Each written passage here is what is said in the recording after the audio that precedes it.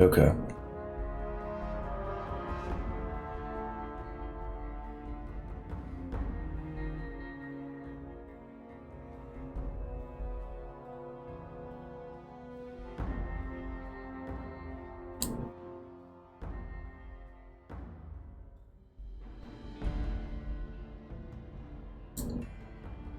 No, that's good enough.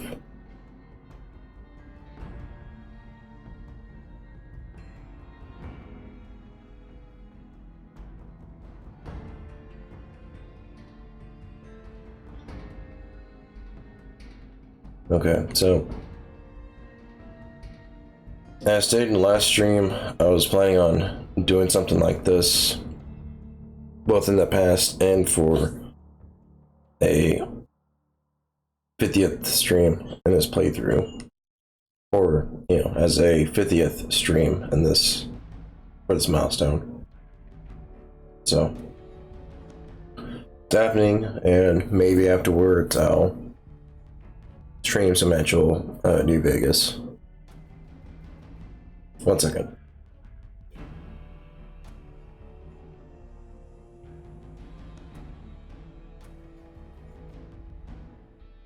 And even if I take medicine, I still have to clear my throat very frequently. But I do my best to mute myself while doing so.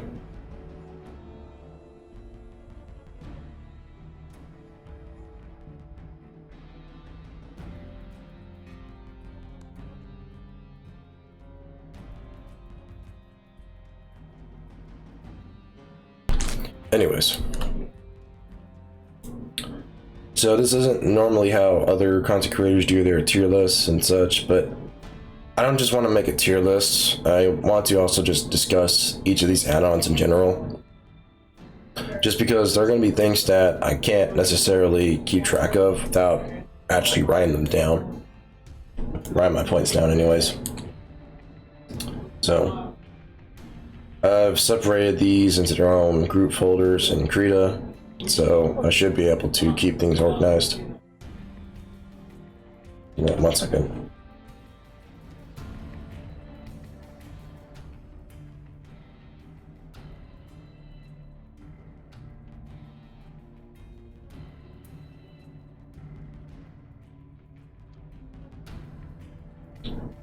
And it sucks to have to keep doing that. But anyways.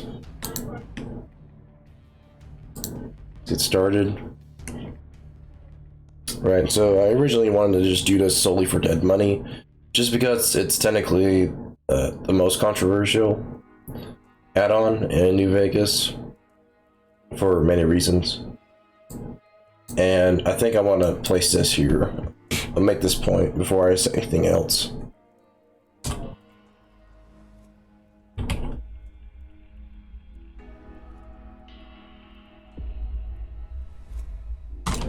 Hold on.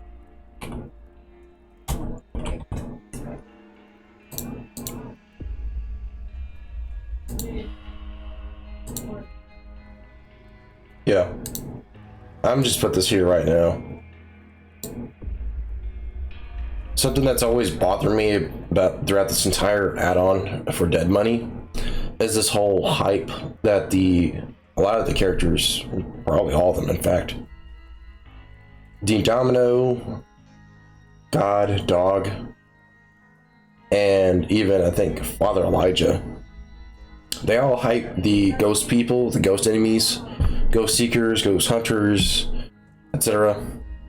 as these nigh impossible to kill entities, zombies, whatever creatures you want to call them. But even without any of the companion perks, especially Dog's companion perk, which allows the player to kill ghost people regardless of what means they use to kill them with, the player can still easily decapitate any of their limbs, and you don't even need the bloody mess perk to do so. And what I mean by that is pretty much the only real, or I should say the most common weapons you'll find in the Sierra Madre are all gonna decapitate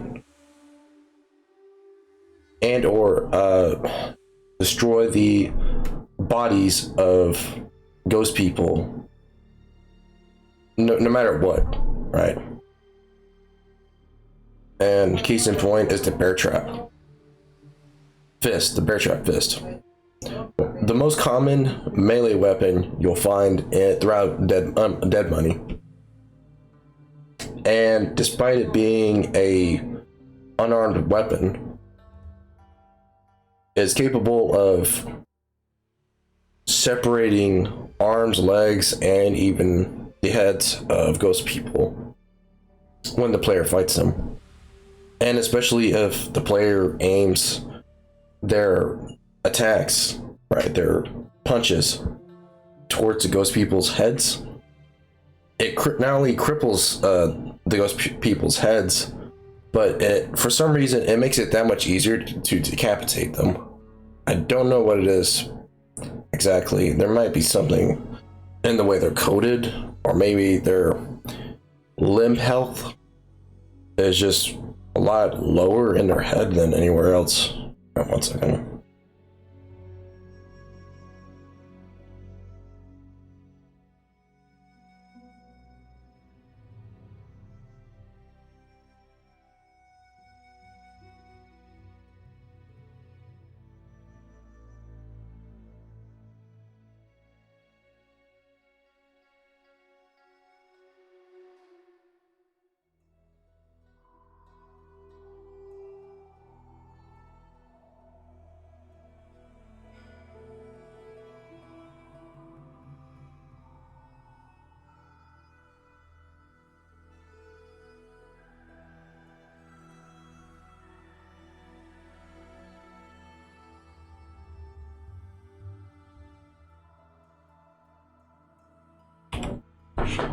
Alright. Anyways, back to what I was saying. The ghost people are... Alright, hold on.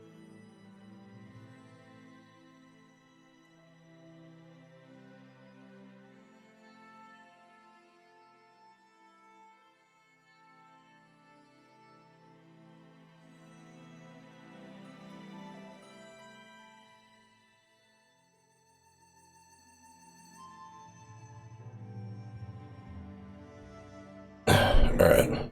Hopefully that's going to be the last interruption for the stream. Anyways, right, so essentially the limbs of ghost people are so weak that it doesn't... You don't have to have a very powerful weapon in order to take them down. During that entire playthrough of that add-on, of the Dead Money add-on, my unarmed skill was like less than 20 points. And the bear trap fist itself was dealing like somewhere between 30 and 50 DPS.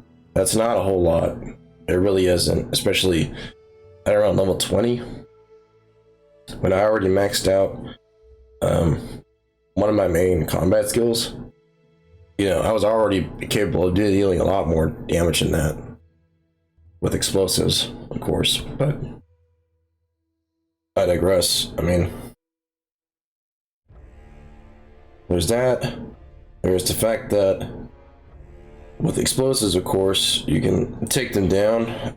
They don't always explode into giblets, nor do their limbs come off. Sometimes they will just flop around like a fish. But even then, they will just lie there on the ground or floor, unconscious, and it literally takes like a split second to press a hotkey to equip a cosmic knife and just chop them up while they're on the ground or floor. Literally not a serious threat. Yes, they can Yeah, that the scariest thing is that they can just regain all their health and get back up, but it doesn't take much to put them down for good the first time. And it just got really annoying to keep hearing Dean Domino complain about the ghost people when literally towards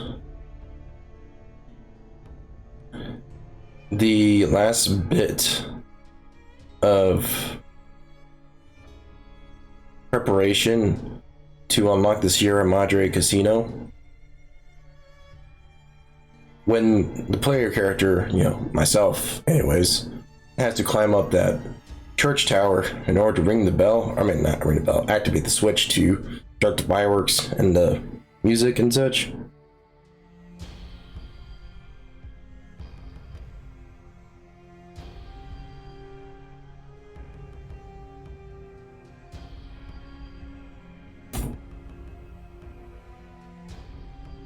I was fighting like 5 at a time, and especially towards the last bit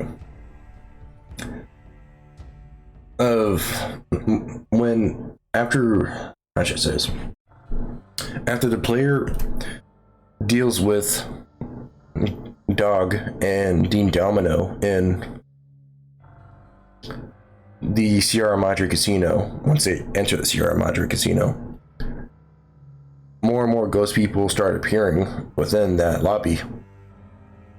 And even then, they still weren't that much of a threat when there's a whole pack of them. Now, granted, due to the limitations of the engine that this game is based off of, obviously, I understand that Obsidian cannot, do a whole like zombie apocalypse thing and have a bunch of ghost people appearing on the map at once. I know that's just not technologically possible at the time. Maybe not even now.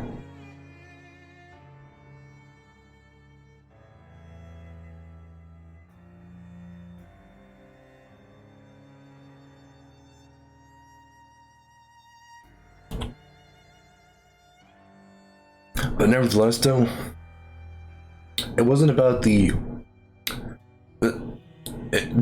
number, or how should I say this?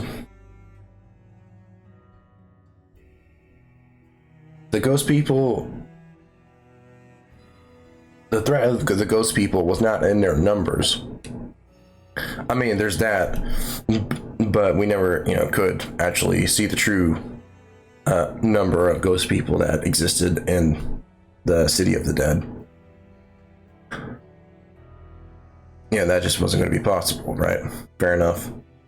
But the real threat of the ghost people is that they essentially are really difficult to kill, according to the characters and the lore in the game. In practice, though, in gameplay, they're not that much of a threat. They're more annoying than anything else. Having to waste bullets, energy weapon ammo, and explosives to take them down when they don't give hardly anything in return, if anything at all, just made it completely unprofitable to continue killing them. The only real reason you would ever want to do it is if literally they body blocked a corridor, or there were so many of them in a single area that the player had no choice but to take them down. But usually, throughout, I'd say about 2/3 of the add-on, the player has a companion with them anyways, capable of fighting the enemies along with them. So, again, anyways, I could go on and on about the ghost people, and I probably will come back to them later, but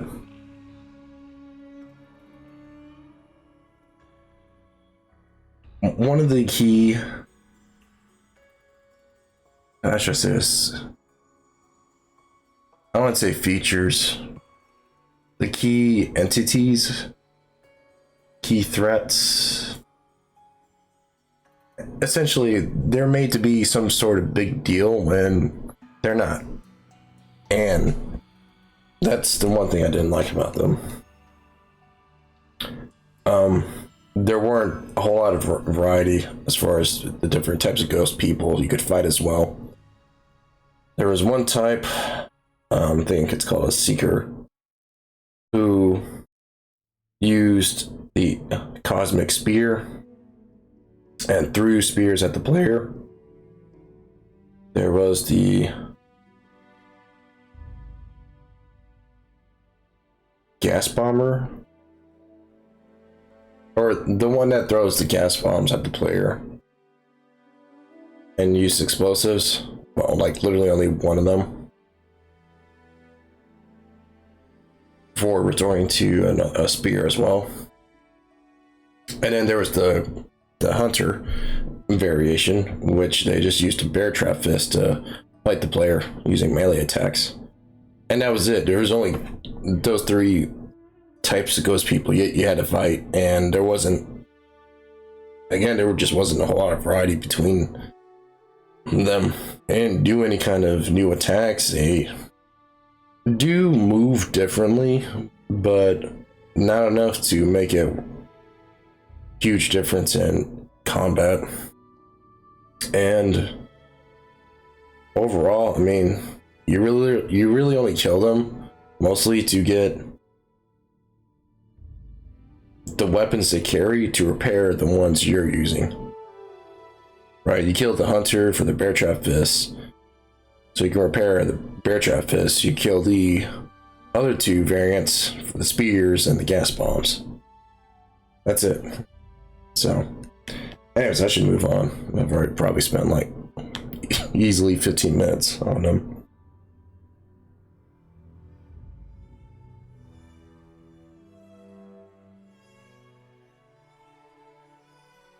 Oh yeah.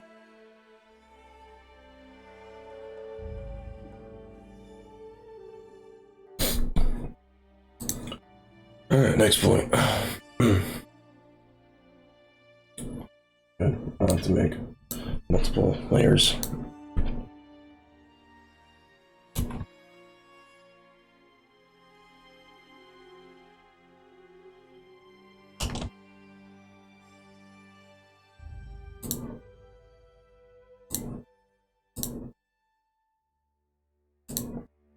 Yeah. Now, let me just explain the obvious meaning to this point. The repetition and the frequency of the companions in Dead Money for their dialogue lines was ludicrous. Sometimes they would literally cut themselves off from one of their dialogue lines to repeat either the same dialogue line they were just saying or saying another one.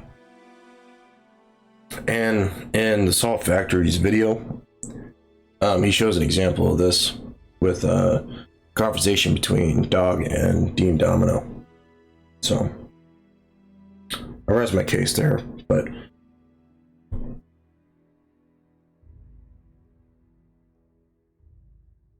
not just that though. Another big way that the companions and Dead Money are really annoying is that, say you want to sneak by the ghost people, you don't want to fight them, either because you're low on resources and therefore you can't, or you're doing a sneak build and you just you're doing the challenge, right, of avoiding fights.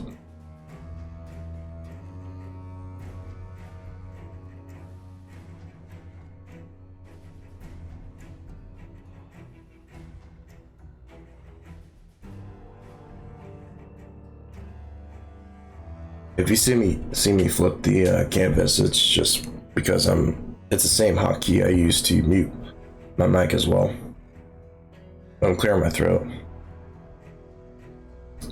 But yeah, and again, the Salt Factory's video on the add-ons for New Vegas he shows an example of this, and I remember this. I remember this clearly. If the player tries to sneak through, I think it was either not Puesta del Sol, but Solita del Sol.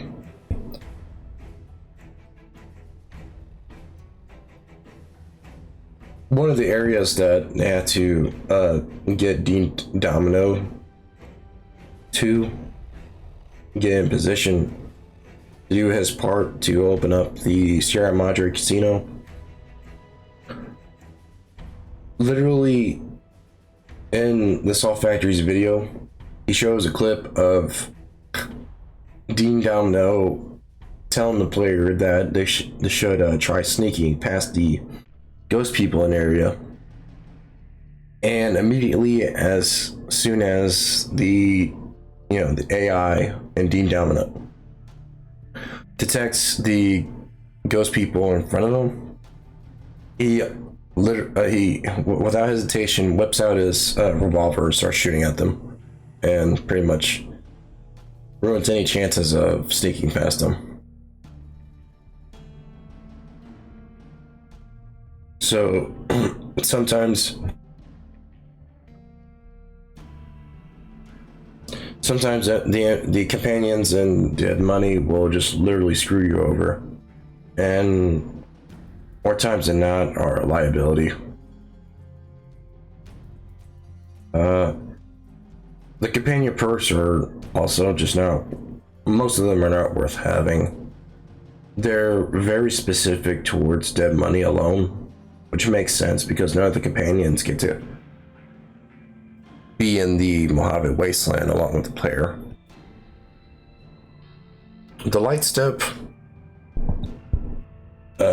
companion perk from God was actually, in my opinion anyways, one of the two most useful companion perks of them all in Dead Money.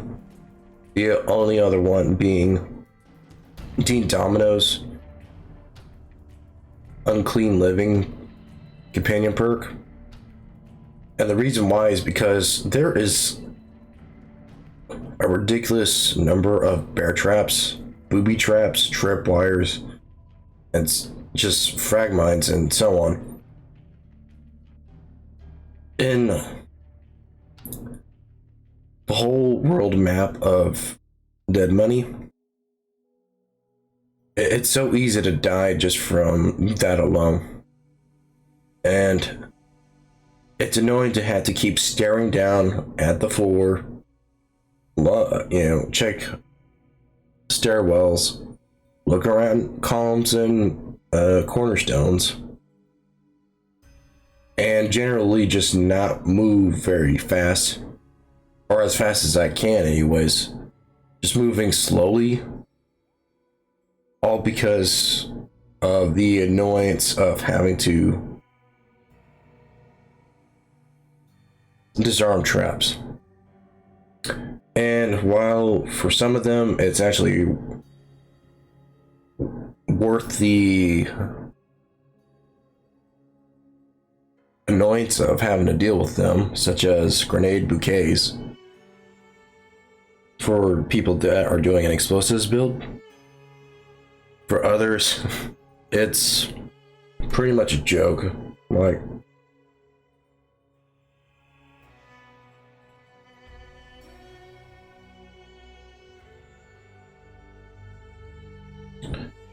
there were just so many bear traps, which is ironic considering that there's a whole weapon made out of them, a bear trap fist. But you can't actually remove the bear trap and take the bear trap itself to make a bear trap fist. Granted, it's not like that'll matter because with so many ghost people using that weapon, it's not hard to find copies of it.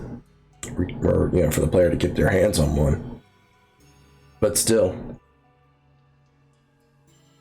you don't get a whole lot of XP. You get very little. In fact, you get like 5 XP, maybe 10 at most,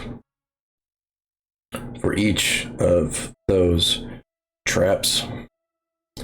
And while it does add up, it's just too annoying and such a low reward that it's honestly not worth it. More than anything else, though, it causes a lot of unnecessary deaths in that there are some areas I remember clearly having pockets of the toxic cloud, right, and a hazard that the player already has to deal with constantly throughout the add-on. It's a constant threat. But not only that, though, in some of those pockets of the toxic cloud, there are frag mines and booby traps scattered along the ground and floors and roads in those areas of the toxic cloud. So, and here's the problem with that. The toxic cloud is supposed to make the player move quickly, right? It's the player, in order to avoid dying from the toxic cloud, has to essentially move through it or around it as quickly as possible, and try not to backtrack through it. But when the developers that made this add-on put frag mines along the same ground that the player has to run through, right, in the toxic cloud, that's a problem, because the frag mines do the opposite for the player. It causes them to have to move slowly and carefully in order to disarm them, or at least walk around them. So yeah, 2 hazards, both of which are dangerous enough to kill the player really quickly and or immediately, but force the player to do this juggling act of moving quickly and moving slowly. It becomes like a deadly game of red light, green light. So I'm gonna put that down. But yeah, it's because of that. It's because of all the traps and dead money in the Sierra Madre that God's Lightstep companion perk is really, really useful, because you can just literally run as quickly as you want. You don't have to stare at the ground or around corners, treading carefully and having to spend, minutes upon minutes just trying to disarm touch traps over and over and over again. You don't have to do that at all when you get that perk. And it's a free perk, as long as God is with you, I didn't make the, pun not intended, you literally can ignore all those traps.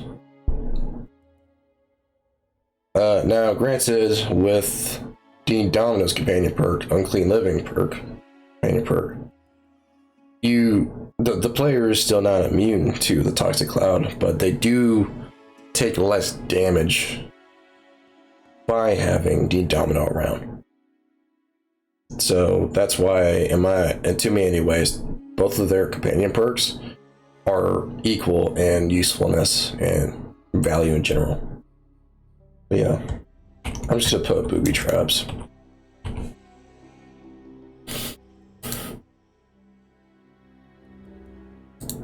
Oops.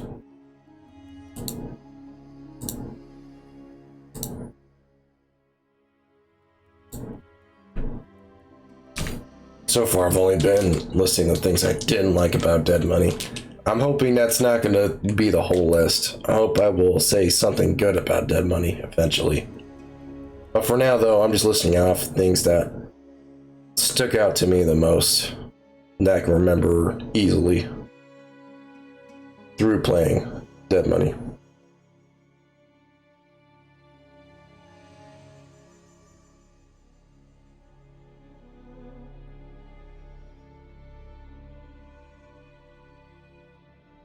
Man, it's already been like 30 minutes of the stream. I haven't even finished Dead Money yet. It's gonna be a long one.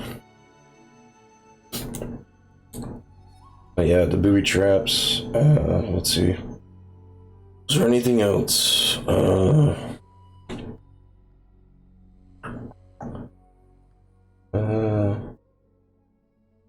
the one common complaint a lot of players have with Dead Money is that it resets, or rather takes away all the player's items, their whole inventory. I personally don't have a problem with that, just because it doesn't take very much effort and time to restock. Even if I didn't find all of Dean Domino's stashes, and in my previous 2 playthroughs of Dead Money,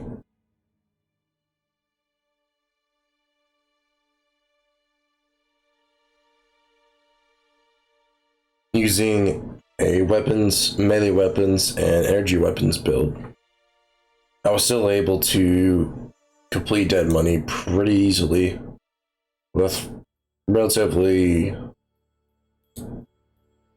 a lot of supplies. Again, even without finding all of the Domino stashes or all the Sierra Madre coins, without finding all of the recipe cards, vending machine cards, or to get every kind of item you would need or be able to get. I had no idea that there was a vending machine code that the player can find to unlock the ability to buy fragments from vending machines. I had no idea. But I didn't need that. I just straight up didn't. Again, the ghost people just aren't that hard to kill, even with skills that the player doesn't have a whole lot of combat skill points put into, even with, subpar weapons. Because the companions do a lot of carrying for them. Carry them through fights and help them save resources by allowing the player to ignore a lot of hazards. Let's see.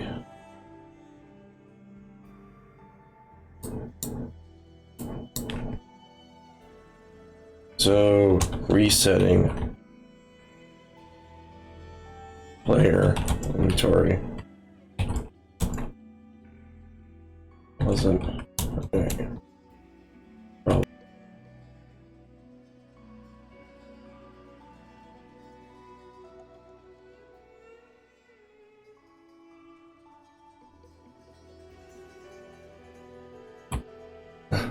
I forgot I muted myself.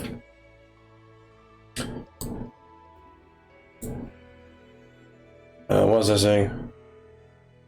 Oh, I know that a lot of people are going to disagree with this point, but I just played it I played Dead Money for the 3rd time on very hard, the most difficult, the highest difficulty setting you can have on New Vegas, 3 times in a row with 3 different builds, especially 2 of those builds, energy weapons and explosives, right?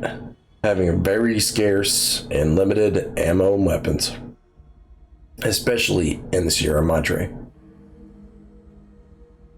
So, if I was able to complete the add-on despite not having any of my best weapons, then that pretty much proves that you don't really need a whole lot to get through dead money as far as resources go, and you actually came out of this year, completing the dead money add-on, having more stuff, right, like stim packs and gas bombs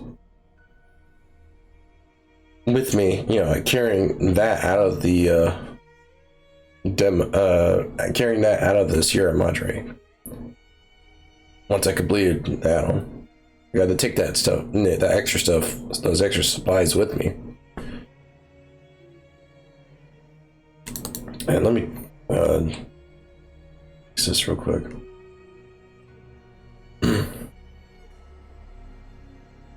Where is it?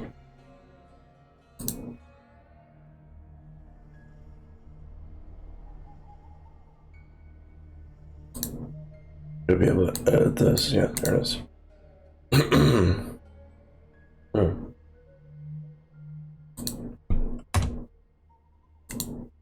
Go. So yeah, I personally didn't have the big issue with not having any of my items. Yes, it was annoying at first, but literally after going through the police station and getting dog and just getting a few of Dean Domino's stashes, it didn't take long to get enough weapons and resources to get through the rest of the add-on. So that's just my personal opinion. Anything else?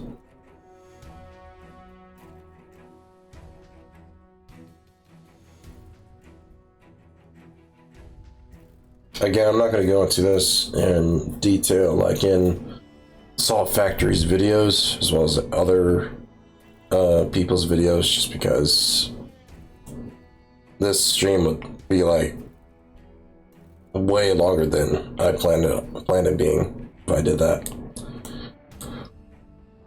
Again, just listing off things that I remember the most.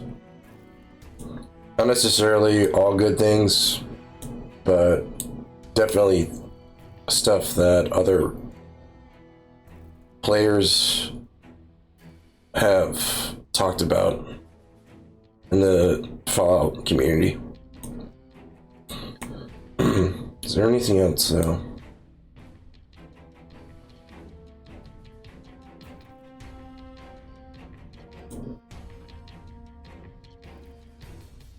I don't think there is.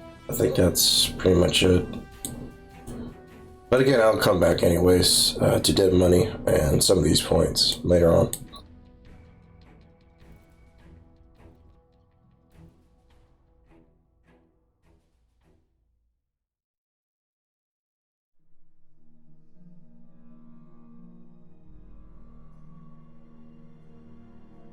Alright, let's move on to Honest Hearts.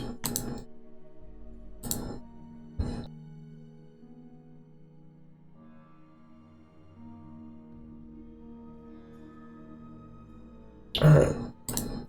So, Honest Hearts. What about it do I remember? Oh.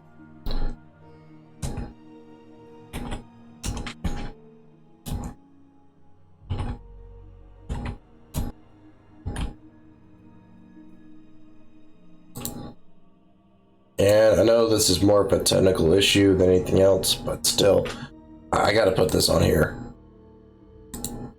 Out of all of the add-ons, Honest Hearts for some reason crashes the most. I've never, even in the vanilla Mojave Wasteland gameplay, the game still does not crash nowhere near as many times as it does whenever I play Honest Hearts. And this has been the case for all three of my current playthroughs of Honest Hearts. And the melee weapons build, and the energy weapons build, and now the explosives build. It baffles me, because I still have no idea why it happens. I just don't get it. It's not because I have any texture mods. I uninstalled those. I don't have any other mods really, other than mostly just ones that are made to prevent the game from crashing. And maybe 1 or 2 quality of life mods, but that's about it. So, if the vanilla, or not vanilla, but if the game itself is crashing this much without my input, without me doing anything to it, then that's on the game engine's fault and sort of the developers, but I don't really blame Obsidian for stuff like this just because, you know, that's not their game engine, it's Bethesda's. And it's garbage. So. But anyways.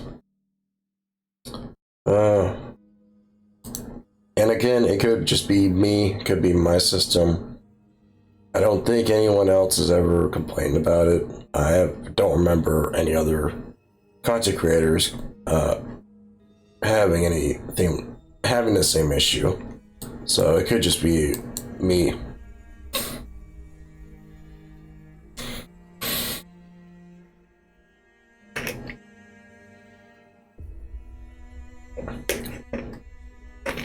And it's hard to breathe.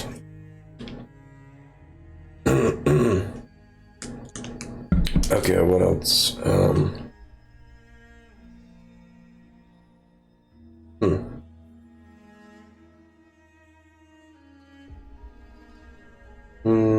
I mean, just like with Dead Money, trying to use certain builds like energy weapons or explosives is difficult. Just because the world map of Honest Hearts, like Dead Money, doesn't offer many sources to replenish ammo and weapons for those specific builds. You're not going to find hardly any merchants in Honest Hearts. I think, besides Joshua Graham, which until this playthrough, I had no idea that I could trade with them. Besides him,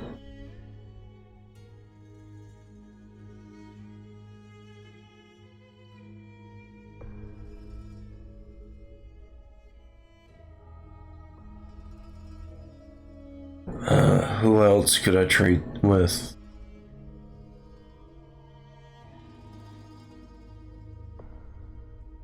I don't think it was Daniel.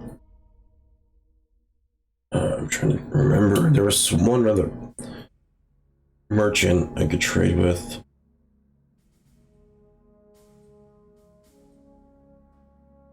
Unless I'm wrong. I would have to check back the VODs, but let me just put that down.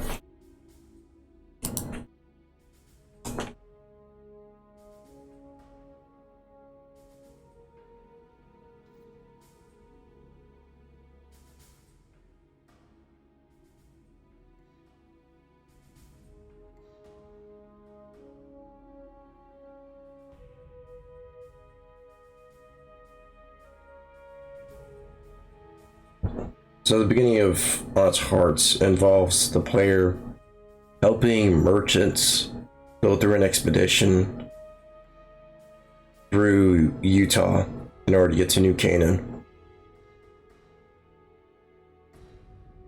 And while they did get completely wiped out by the White Legs,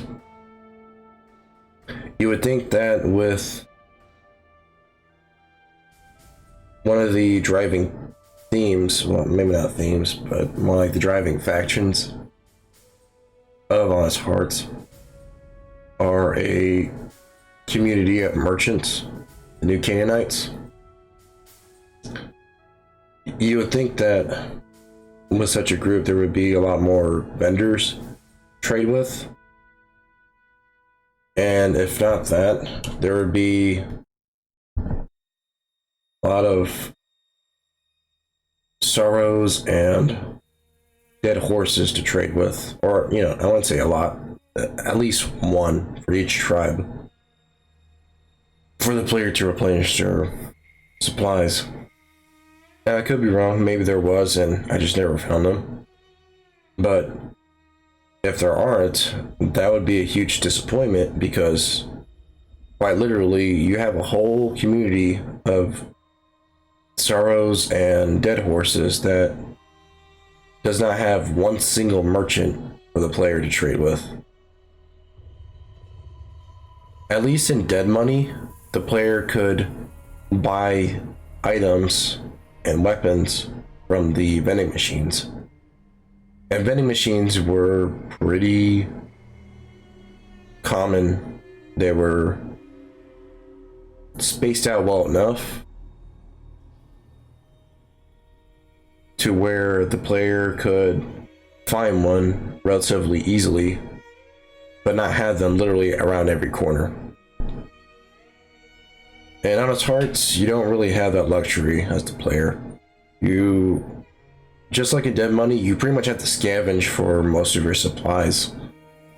And while granted, there are a lot more workbenches and reloading,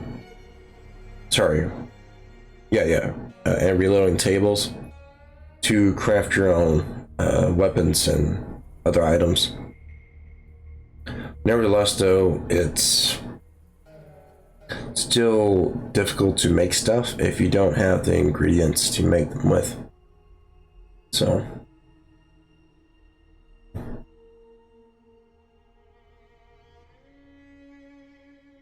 in that respect, Dead Money did better than Honest Hearts in that respect, in that way.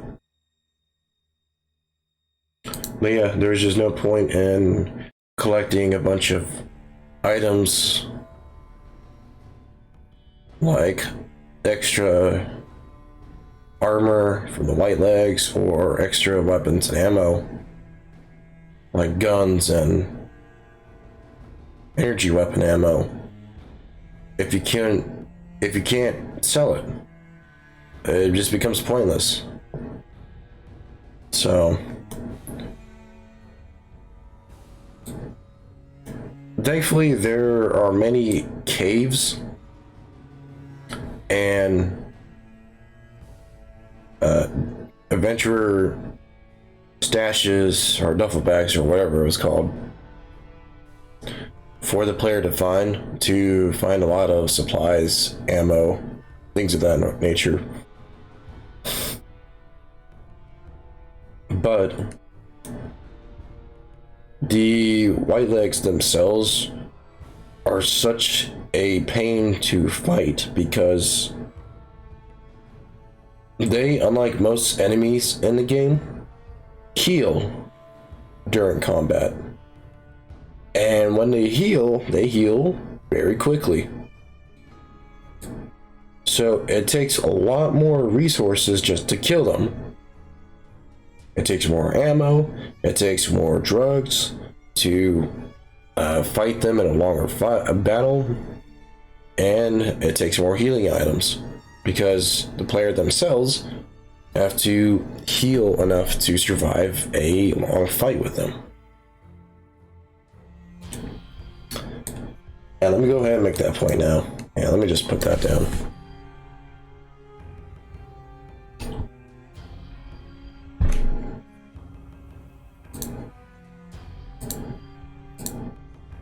Easily the worst part of Honest Hearts, in my opinion, was fighting the White Legs.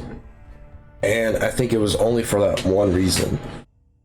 Just the fact that they were able to heal themselves during a fight.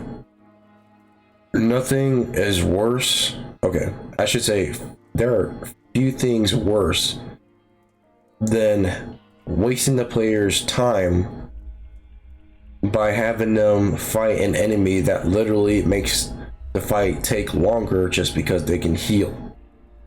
And granted, yes, that's kind of hypocritical to say, considering that the player can heal as well in combat. But at that point, it becomes more of a stalemate than a battle of skill and inventory management. At that point, it becomes a war of attrition to see who runs out of healing items first, or who out DPSs the other, and so on. But yeah, to me, that was just easily the one thing I did not like about the White Legs. Forget about the fact that they kept respawning weirdly, even after completing the main quest line of the add-on. They weren't supposed to reappear, by the way, after either evacuating the Sorrows or taking down the entire White Legs tribe. They're not supposed to respawn after that, but for some reason they just kept doing so.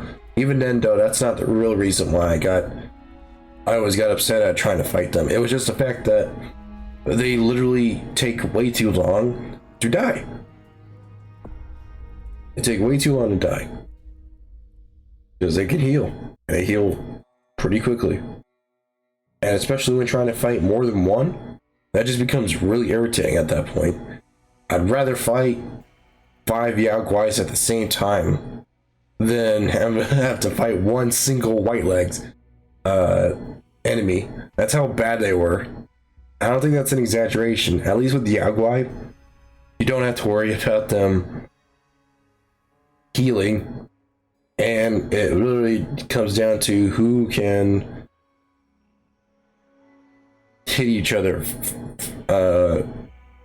without taking damage, essentially.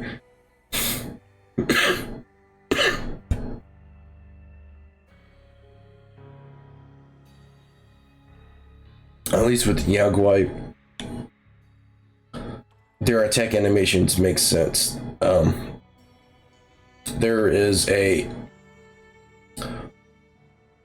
delay in each of their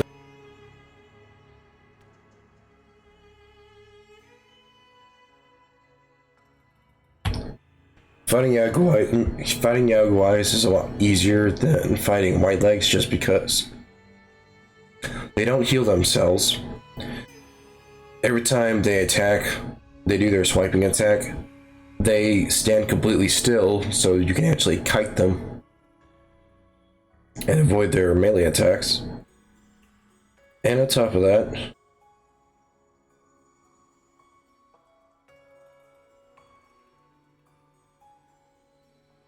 no, that's pretty much it. Like, they don't heal themselves, and you can actually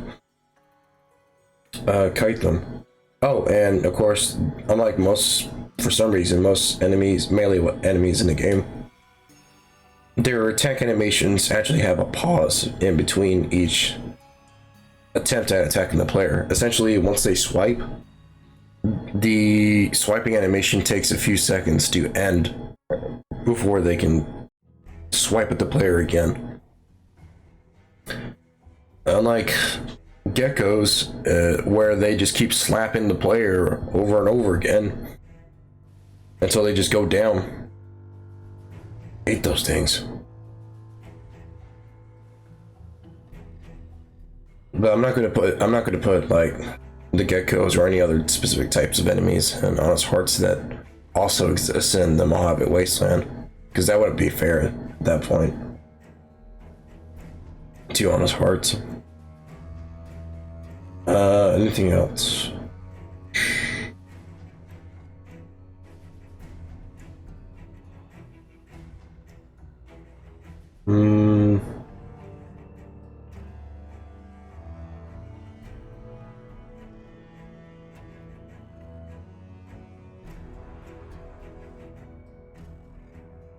I don't think so. I think one more thing I would like to put down is this.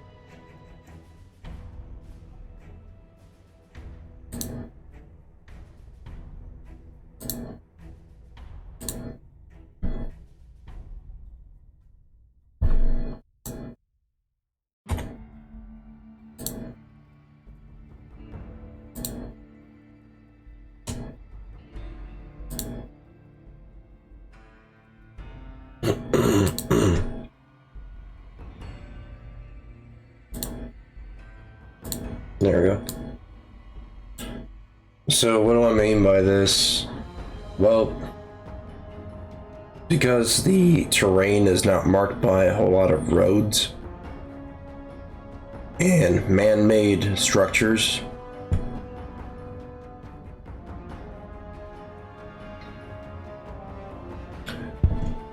it sometimes becomes difficult to figure out what the player can and cannot move along onto, if that makes any sense. Basically, sometimes there'll be hills that I think I can climb up on, and when I attempt to do so, it turns out that there's either an invisible wall or there's it's a cliff, and if I don't react in time, I may just fall off the cliff side and pretty much die. Besides that, though, especially when navigating the rivers in the world map, it becomes difficult in certain areas to climb back up onto the bridges and other roads into higher elevation. And for some mountains that have marked locations on them, they can be downright a pain to climb up, just because, unlike in Skyrim, where you can do that thing where the player can just mash jump and onto a slope of a cliff,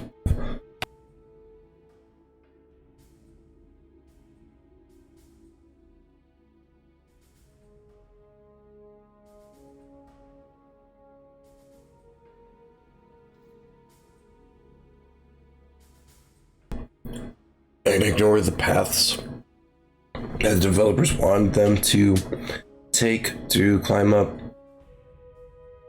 the mountains in Skyrim. Yeah, you can't really do that in Honest Hearts. Like, the cliffs are, the slopes anyways of the cliffs are nearly vertical, so it becomes either impossible or suicidal to try to do that. Likewise, if you're at the top of a mountain in Zion and you just want to get down onto the lower roads or into the rivers as quickly as possible, you can't just jump down most of the time. There are some slopes where you can catch yourself before taking too much falling damage. But say if you try to jump into a river from a cliff, most of the rivers in Honest Hearts are really shallow, so you'll just end up breaking your legs trying to jump into a river just so you can climb down as quickly as possible from the mountaintop.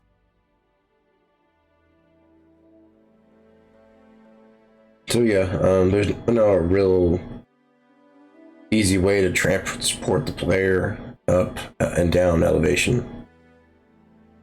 So, unfortunate. And the geography in general is just a pain to navigate through sometimes. But it does look pretty good when I take screenshots of it, so there is that.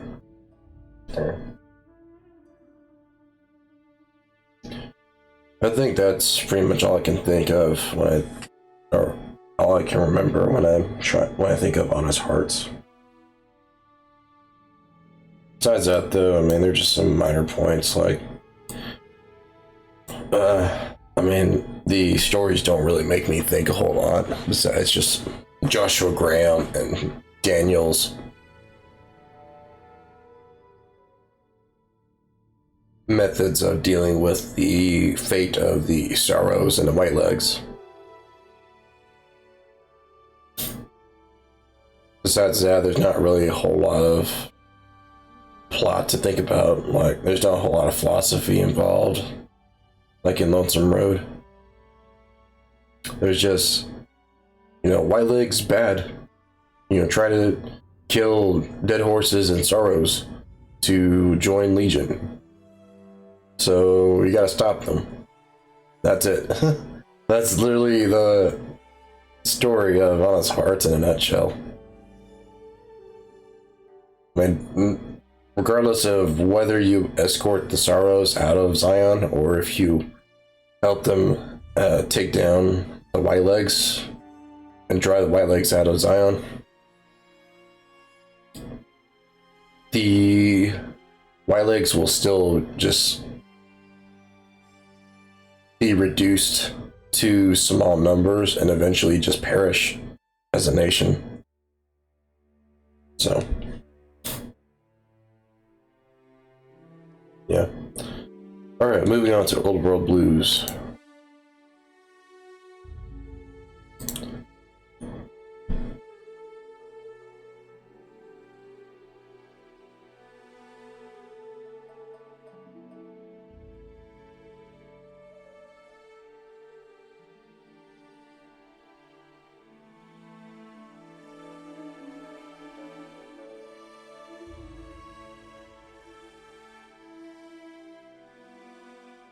Okay, Old World Blues. What did I like and what didn't I like? It's hard to say, really. Old World Blues doesn't really have anything that stands out from the other two previous add-ons, Dead Money and Honest Hearts. Enemies will respawn. Well, some certain enemy types, anyways, will respawn over and over again, even when the player fast travels to the same locations. That exists in all the add-ons except, I think, Lonesome Road. So I'm not going to count that against Old World Blues. I guess,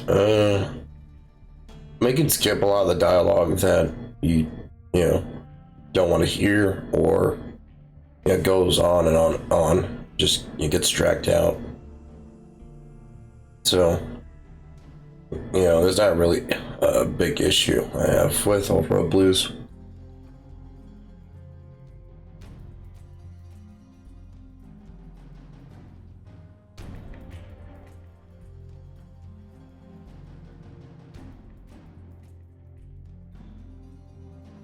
The story itself is supposed to be lighthearted. It's not supposed to be taken seriously like the previous two add-ons and Lonesome Road. It's supposed to be comedic. Yeah, I guess that's one thing I could put down is that, hold on.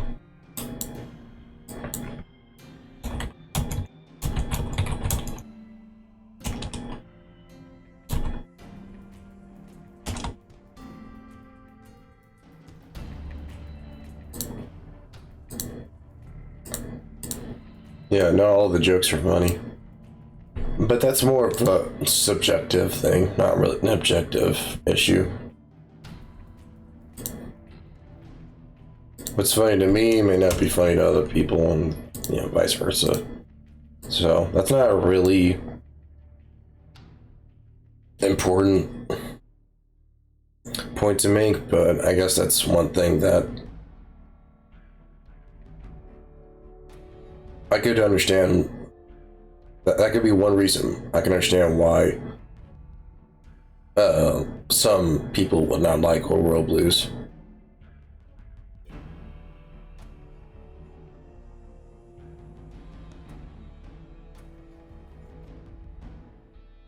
What else? It's very colorful. That's one thing I liked about Old World Blues. Granted, yes, Honest Hearts does have beautiful landscapes and geography. So when taking screenshots of Zion, they look pretty good. But so I'd argue that Old World Blues does provide a lot more beauty when it comes to taking screenshots of Big Mountain.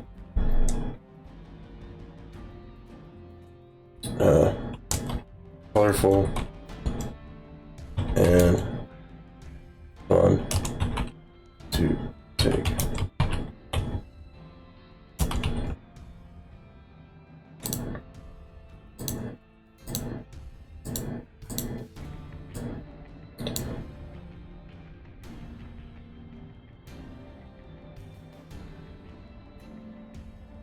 I mean, it's true, like, Zion had a lot of browns and greens and, you know, earthly tones, which makes sense for that location. But with Big Mountain, literally the developers could think of any kind of ridiculous location that the player could find in Big Empty. And they did so.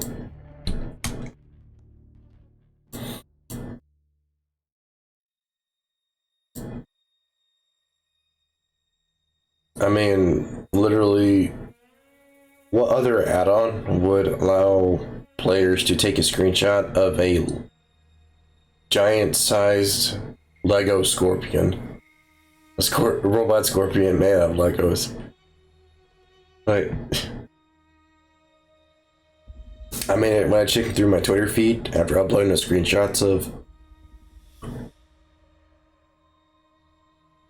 Overworld Blues, I just can't help but just stare at them for a bit because they do look pretty good. They are colorful. Reds, greens, yellows. You know, just so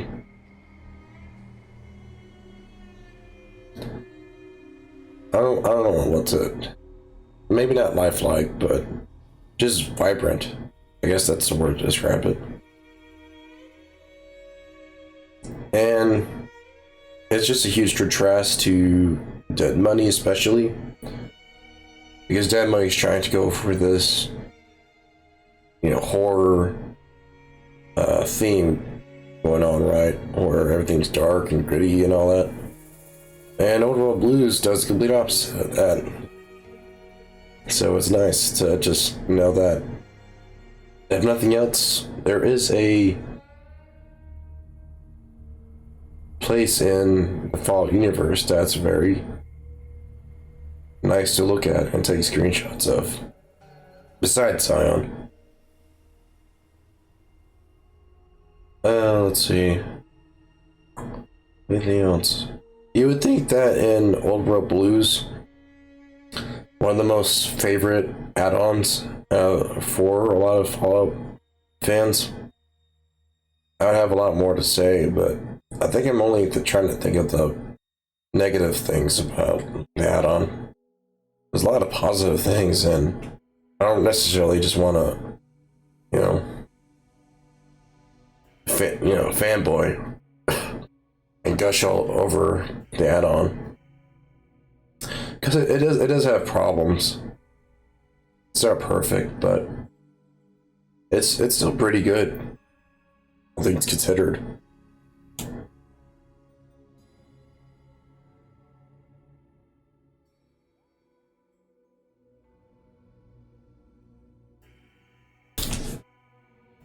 Let me think.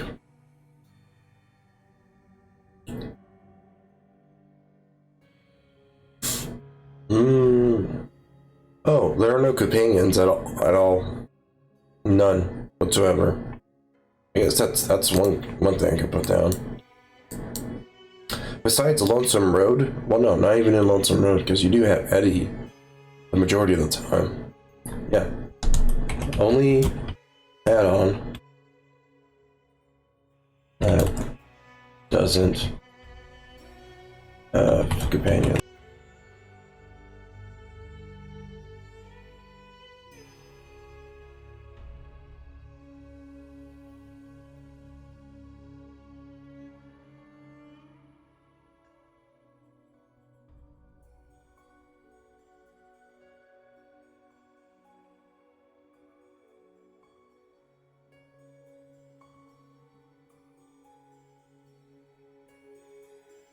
Yeah, I forgot about that.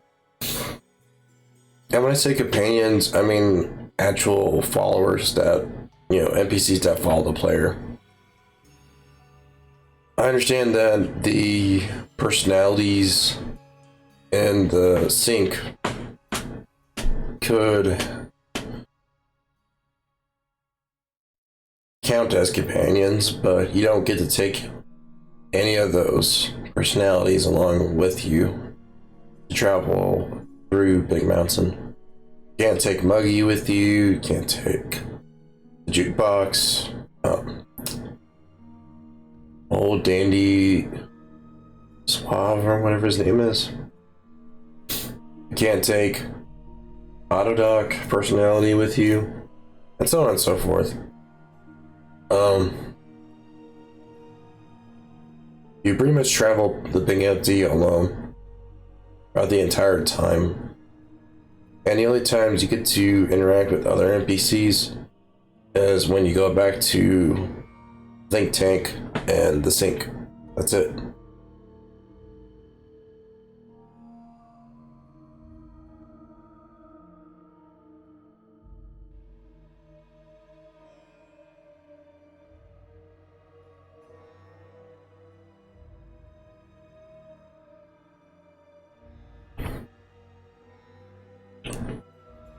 So it does get pretty lonely to travel through Big Mountain, explore all the locations it has. But anyways, there's that. Anything else?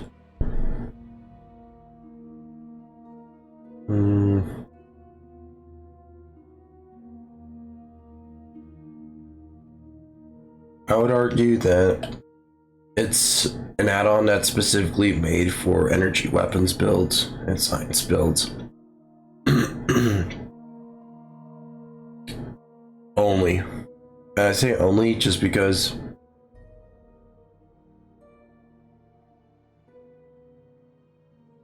well, never mind. No, never mind. Never mind. No, that's a dumb statement to make. Because there are plenty of guns, plenty of ammo, plenty of materials to make explosives out of, and so on. So.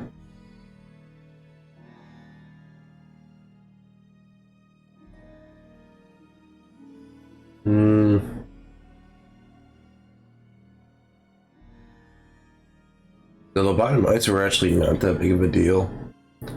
Neither were all the robot enemies.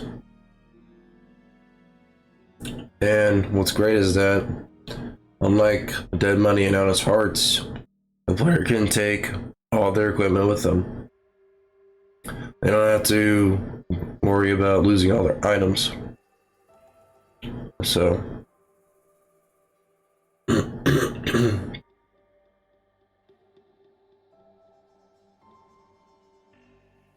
But I'm not going to put that down just because in Lonesome Road, the player can also bring all their equipment with them as well. So that doesn't make Old Road Blue special. But yeah, I think that's pretty much all I've got to say about Old Road Blues. It's just a really good add-on. It really is. There's not much I could complain about it.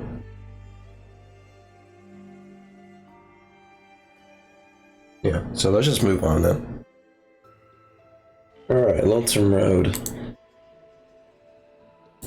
Since I've only completed Lonesome Road once throughout the entire time I played New Vegas, and since I just recently completed it yesterday, the time of the stream being made, a lot of my memories of Lonesome Road are still fresh. So let's think. What's something in that stuck out the most?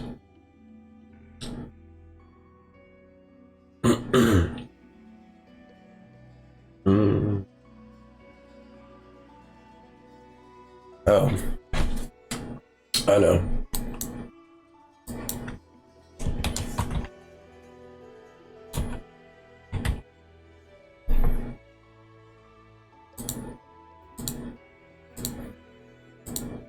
Yeah, the world map in Lonesome Road, it makes sense why it's linear. It's literally in the title of the add-on.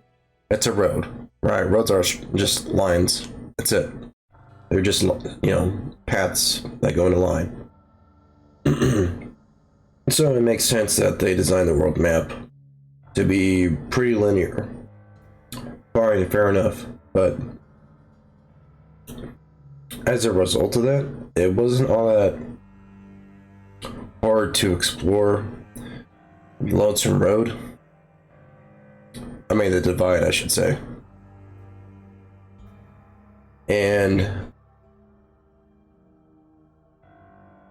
therefore, it didn't really make the Divide as big of a place as it probably should have been.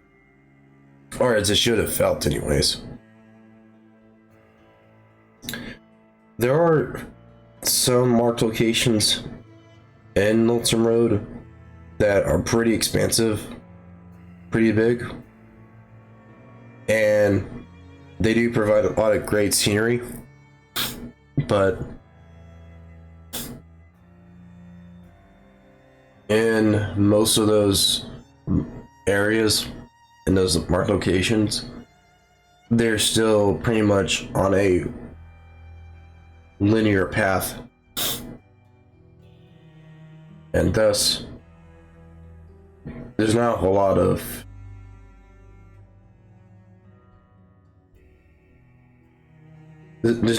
agency the player has that I had when looking through all that the Divide had to offer, and for me to learn more about the Divide in general. So where's that? What else?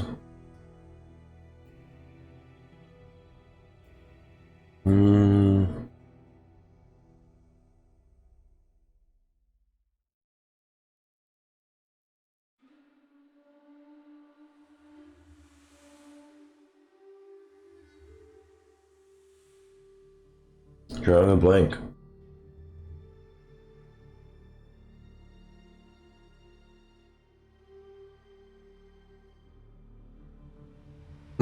Actually, there is one good thing. I thought about this while I was doing it.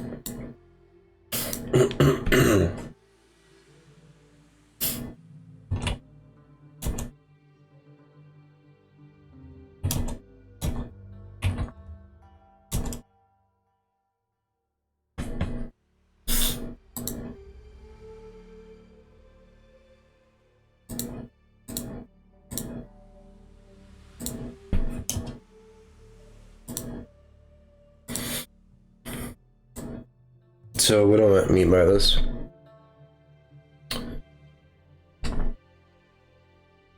I'm talking about specifically the regular and the camaraderie upgrade perks for Eddie.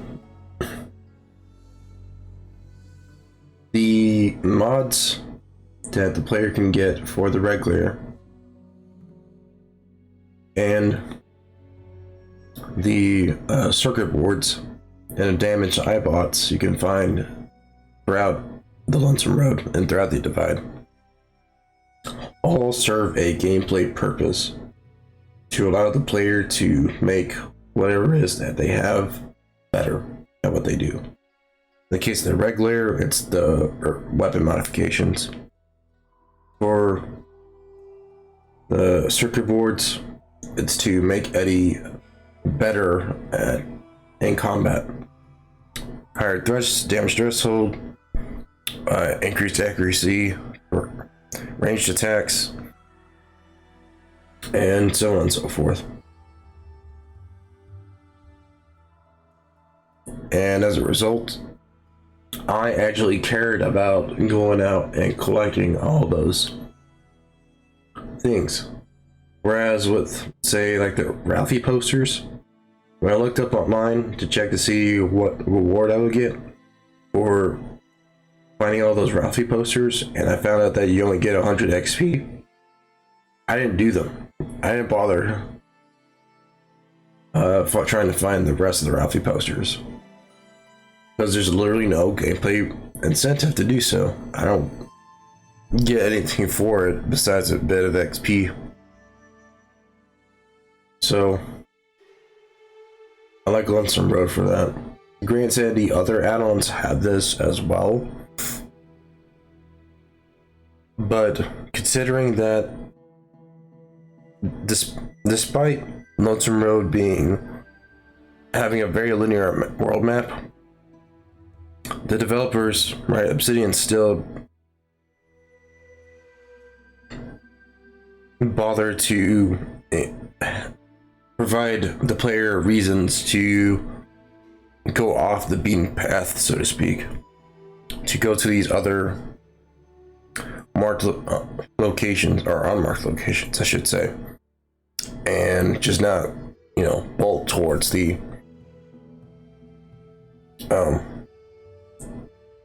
quest objectives.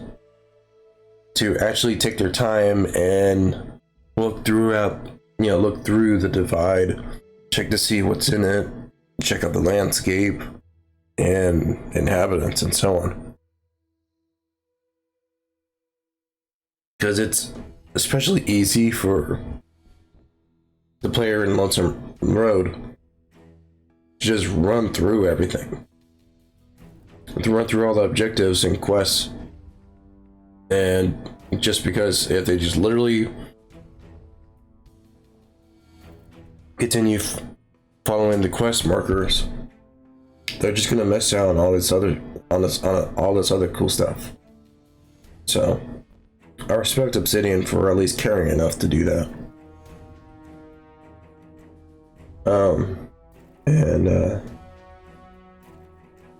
There's that.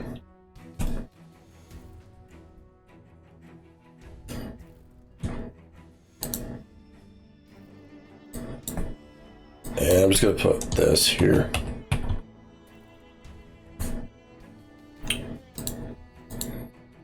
Oops.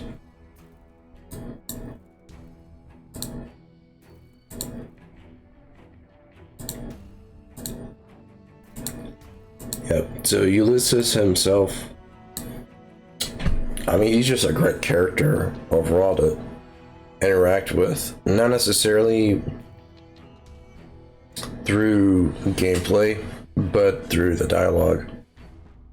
He's just a really, really well-written character, in that he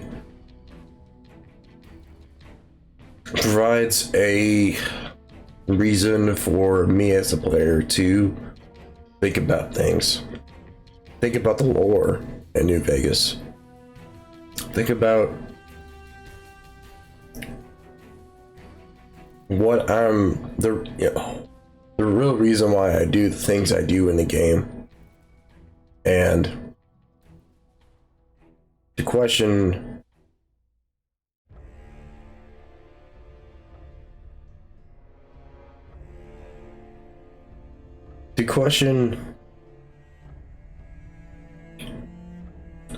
the actions of, how should I say this? There's just a lot of philosophical stuff that normally I would not care about in any game at all. But for some reason, something compelled me to discuss amongst myself and debate with myself the accusations Ulysses had on me, the history behind his own tribe, his own history, both his personal history with Legion as well as the Divide, and his own views on the world. There isn't really a whole lot of other characters, not just in New Vegas, but in just most games in general, that make me care about such things. So the fact that he was able to do it is quite an accomplishment. And it makes me wonder what it would have been like to have Ulysses as a as an actual companion in the Mojave Wasteland. To hear in real time his reactions to the NCR, the Legion, the second battle of Hoover Dam, Yes Man, Mr. House, and so on. Through traveling the strip, the NCR camps, and the Legion outpost. I also wonder what kind of companion perk he would provide as well. Maybe he'll allow the player to deal extra damage to certain factions. I don't know. It could have been potential for him as a companion. But anyways. Overall.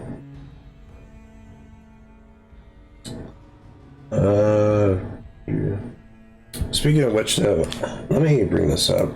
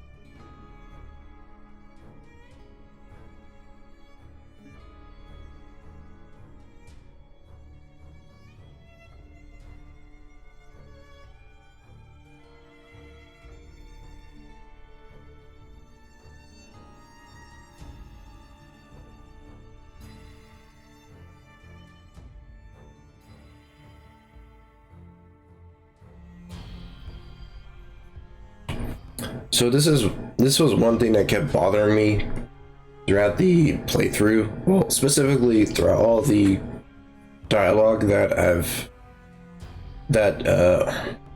Courier 6, the player character, has with Ulysses throughout the entire add-on. Ulysses keeps accusing the player character of doing something that, even up to that point, towards the end of the add-on, there was no evidence of the player character destroying the divide. None whatsoever.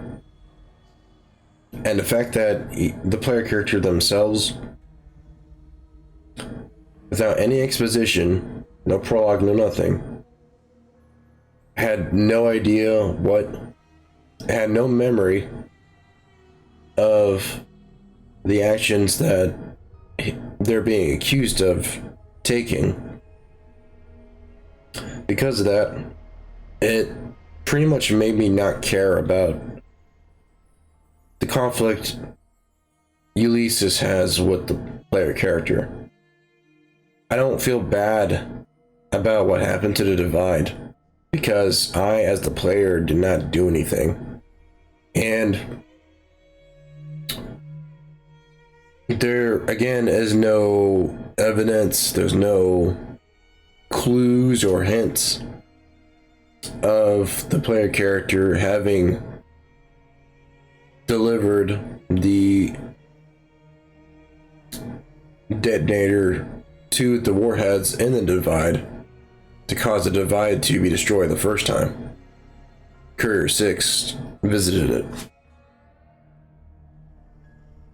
There's no evidence of that in the Mojave Wasteland or in any of the other add-ons. Not in Dead Money, not in Honest Hearts, and not in Off-Road Blues. So when Ulysses kept saying, "Oh, you did something incredibly terrible. You caused all this damage and destruction. You should care about all this stuff," But the fact that you don't, because of your ignorance, shows your true values and your true self, or your true attitudes towards the other nations, the NCR and the Legion, and so on and so forth. You just keep going on and on and on about things that, again, he claims happened, but he himself had no evidence to prove it. To prove that the player character caused the divide to be destroyed the first time. The laser detonator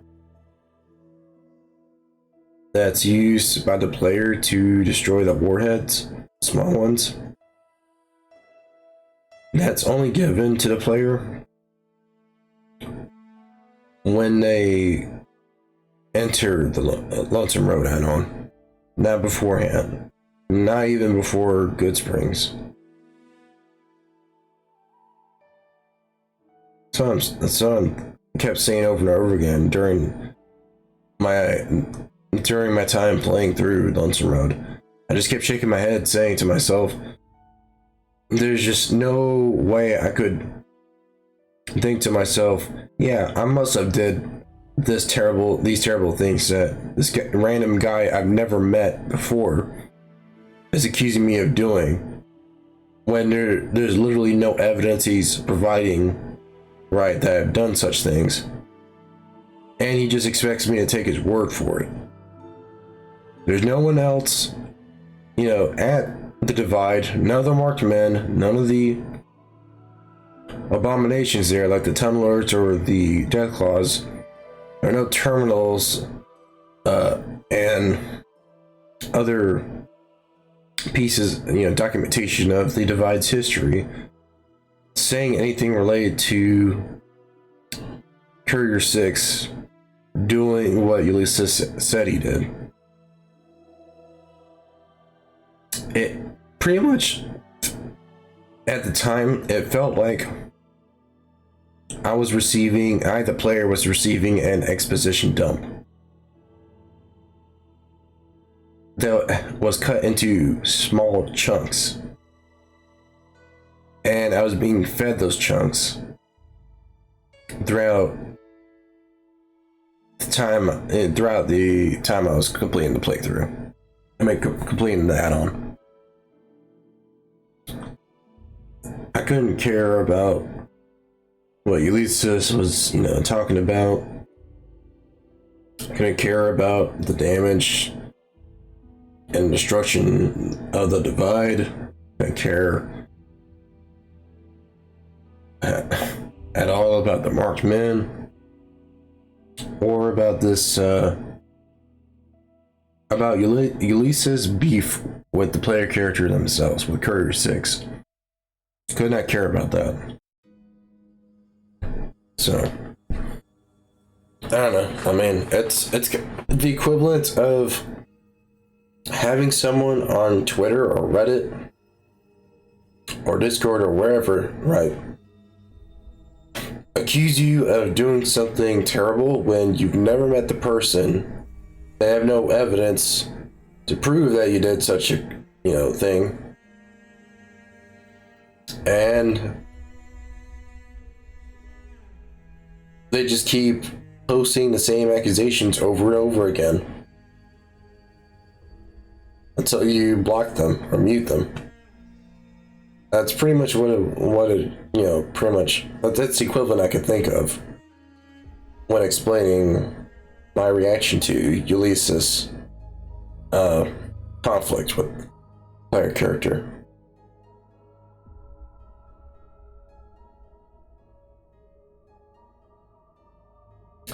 Anyways, is there anything else about Lonesome Road that I would talk about? Alright, let me go ahead and save this real quick. Yeah.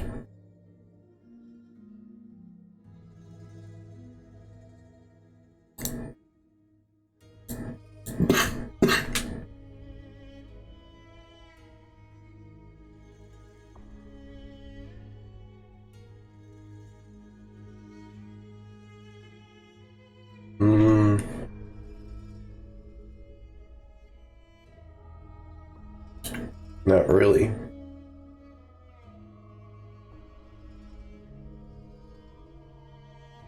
The tunnelers were pretty much a lame enemy to fight against just because they were really not that different from geckos in the Mojave Wasteland. They pretty much attacked like geckos, they moved like geckos, and despite their appearance, they more or less looked similar to geckos in that they're pretty small, or short I should say. They swipe at the player when they get too close, and they travel in packs. That's it. So, yes, the tunnelers have a cool design. Unfortunately, they just didn't really impress me, and I don't really think of them when I think of Lonesome Road. I don't remember them. Let's put it this way, I don't remember them as well as I do the Ghost People and Dead Money. But at least for Dead Money, I remember the Ghost People only for the bad stuff, or for, negative reasons. In Old World Blues, the Robo Scorpions were just basically robot versions of Red Scorpions, so hence it's the equivalent of that with the tunnelers in Lonesome Road. They're pretty much a copy of another enemy type that already exists in the Mojave Wasteland. And therefore they don't hold my interest. They're not difficult to kill, they provide very little resources when they do die, when the player loots their corpses. All they have is just hides, and maybe the player can, maybe I could have made some armor out of it, but what's the point?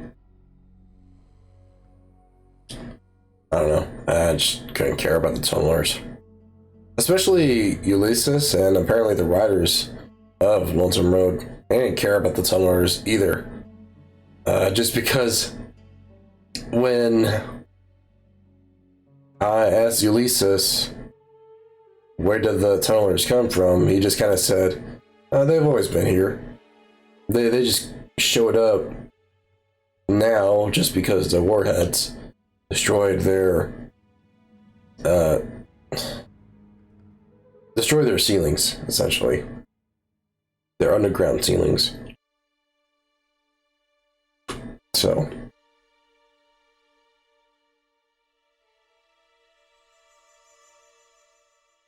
lame enemy type, not really worth talking about or remembering, and honestly don't really show up too frequently in the add-on.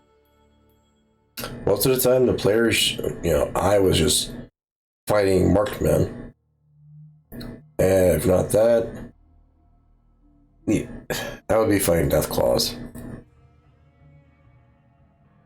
tunnelers, and marked men, but mostly marked men.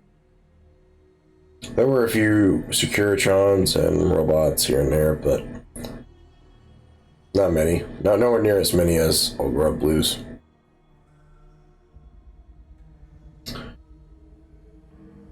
So yeah, I think that's all I can say about Lonesome Road. Now, to rank them in terms of enjoyability, or to rank them based off of how much I enjoyed playing through them, I think Old World Blues has got to be the top.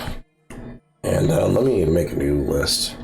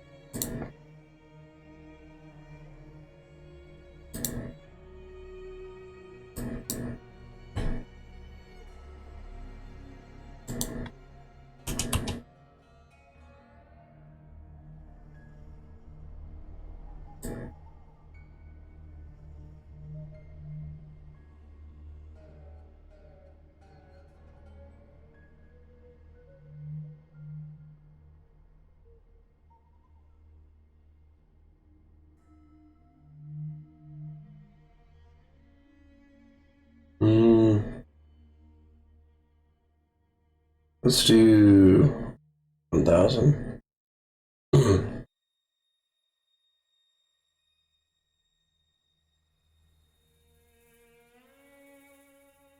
1,000 by 300. Yeah.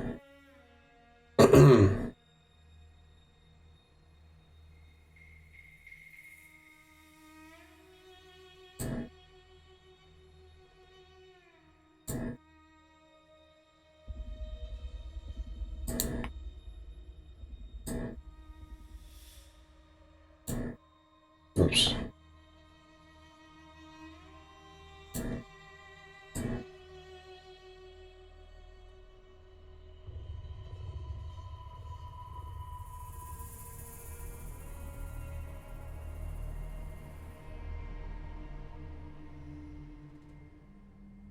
It's gonna be a pretty ghetto tier list, but I normally don't do these anyways, so whatever.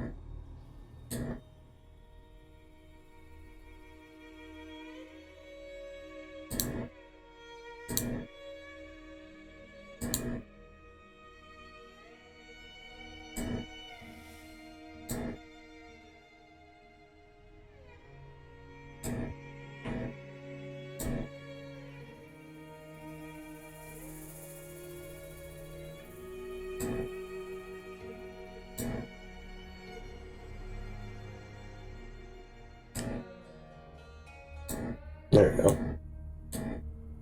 Alright, and then I'll just go ahead and this all the way over here.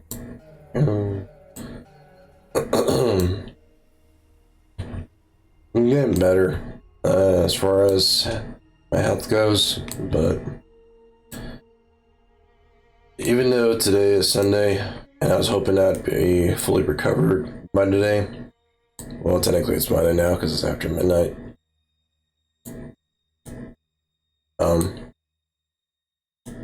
Unfortunately, I'm still just gonna have to wait another day or two to be completely well. Okay, that should be good enough. Here's what we're gonna do.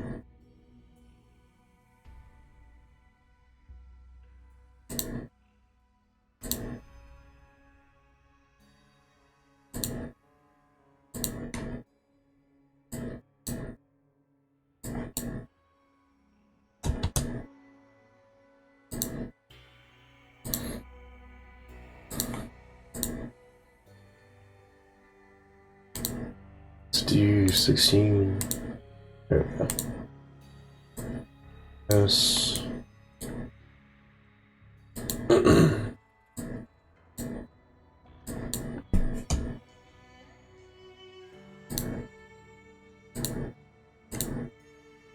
Okay.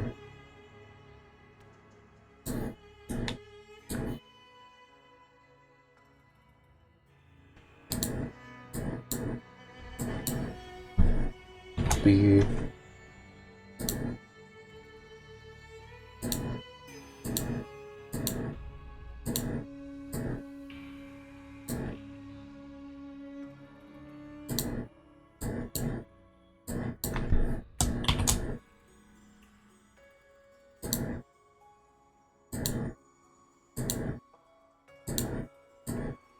C. And then last.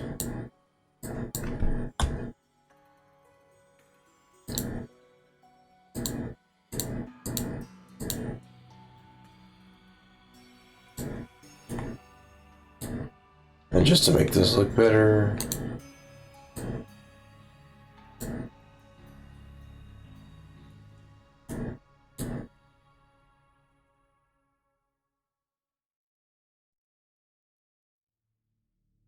where is it? There it is. Oops. That.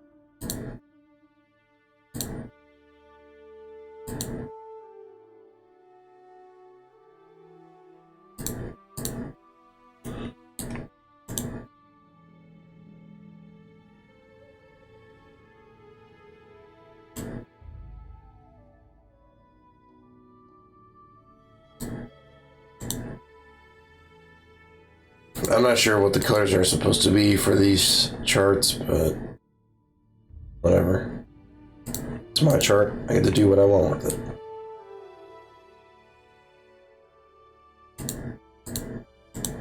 Oops.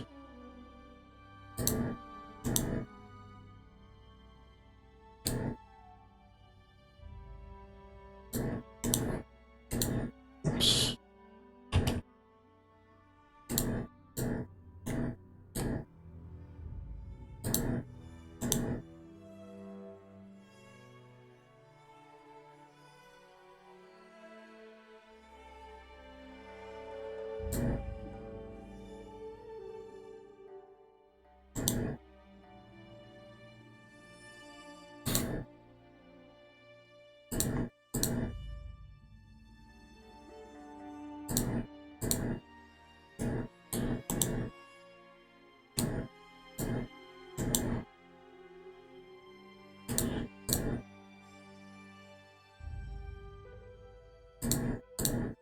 There we go. All right.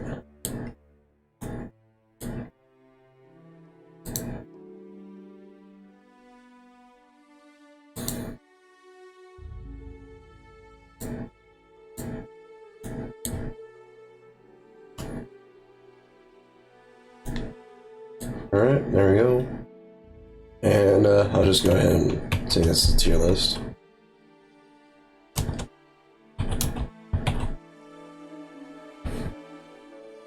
Okay. So, ranking the add-ons.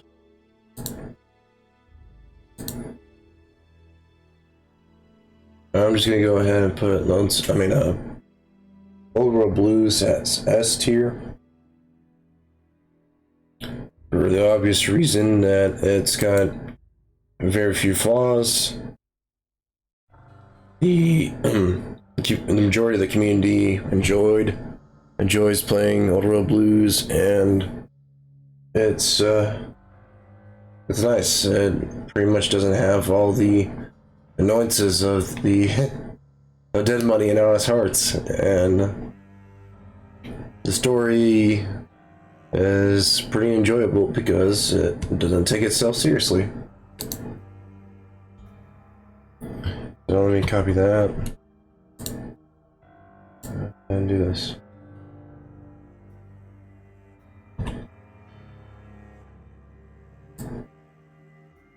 There we go. All World Blues. Yeah, let's see what's going next. I think I should just do the extremes first. So what's going in F tier? I know I don't like Dead Money all that much, and I could probably say the same thing for Honest Hearts, but let's see. Let's think of it this way. For the things that I've listed for Honest Hearts, 2 of those points are not really intentionally, they're not problems intentionally designed by Obsidian. The crashes are just a technical issue. Again, that could be something involved with my system, my end. Or it could just be the fact that the game engine just could not handle Honest Hearts world map. That could just be it as well. Something's wrong with Honest Hearts. I just know that much. So the crashes, I technically shouldn't, put Honest Hearts in F tier just because of that. Since I've had the game crash on me for every add-on, including the vanilla Mojave Wasteland, so that's not really fair. but it does technically crash way much more frequently than any of the other add-ons. So I'm not sure. And again, navigating the world map.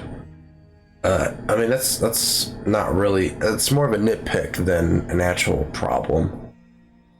Because once the locations in Zion are discovered, you pretty much just fast travel to them pretty easily.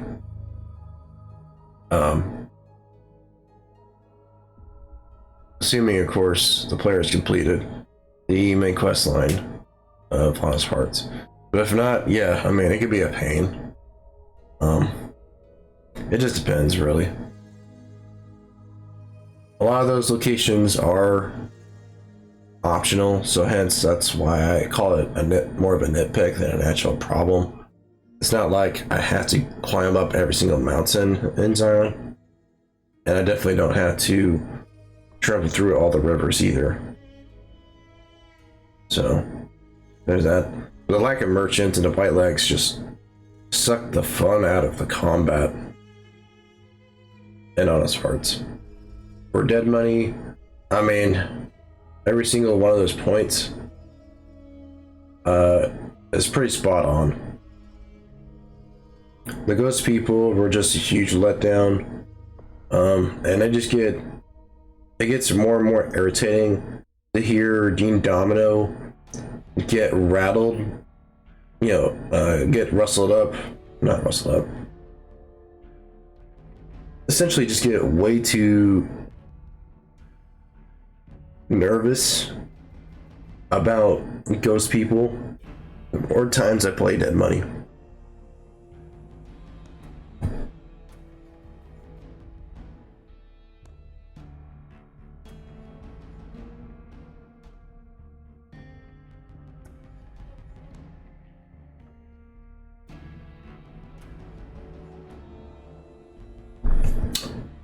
What else? Yeah, the companions were just a huge issue. And the booby traps. I didn't even talk about the radios and the speakers that mechanic or that system of gameplay. Those hazards and Dead Money, I didn't even mention those, but that just falls under the booby traps point anyways. And yeah, resetting player inventory wasn't a problem. I mean, even if I took this one out, right? And I took this and that one out of the list for both of these add-ons, I would still have 3 negative points towards Dead Money versus just 2. So I think, mathematically speaking, Dead Money's going into F tier.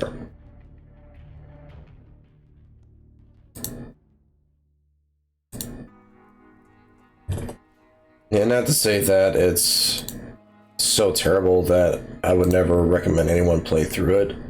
It's just that it's just not enjoyable for me, especially with as many times as I've played through it now.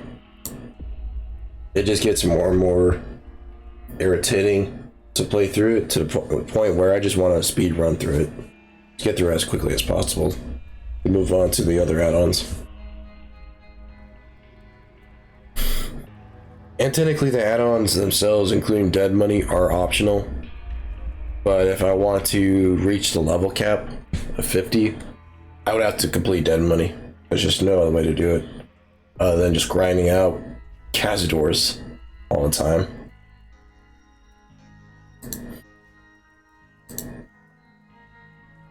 Okay, now it's just Honest Hearts and Lonesome Road. For Honest Hearts, I think I'll put it in C tier. It's pretty meh. It's not terrible, but it's not great either. It's got some good points, but it's also got some problems as well that dead money also shares with it. So it's going.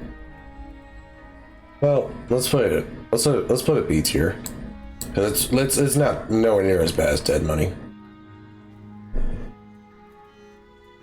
B tier and Lonesome Road. I think for Lonesome Road, I'll put it A tier.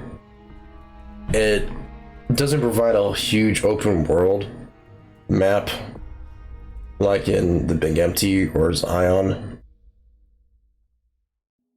but it does provide a decent challenge with the marked men, because the marked men will use a variety of weapons and attacks to fight the player. They'll lob grenades, they'll use giant guns and rocket launchers, melee weapons, and so on. So even though they're literally all pretty much the same enemy type, the fact that they attacked me as the player in different ways made them not boring to fight. Let's just put it that way. Especially when there were a group of them and they each had their, they used different weapons at the same time. It was pretty interesting to try to figure out exactly how do I fight this dude that's swinging his giant sword at me on my left, while also trying to fight this other dude sniping me from a rooftop behind me, while also trying not to get blown up by the dude that's throwing grenades on my right.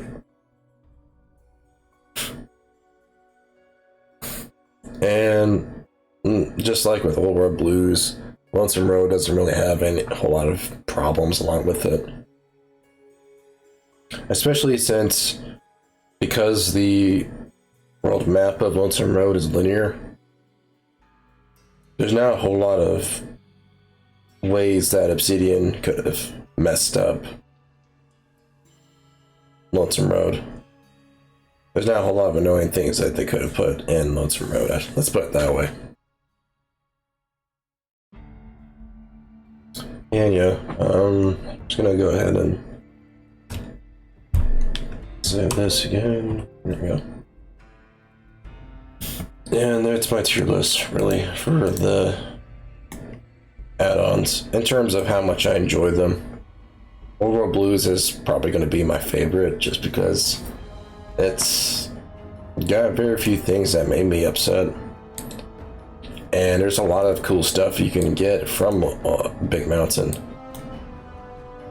And what's even better is that you can actually revisit Big Mountain at any time, so long as you're outdoors and not in combat. Lonesome Road is similar.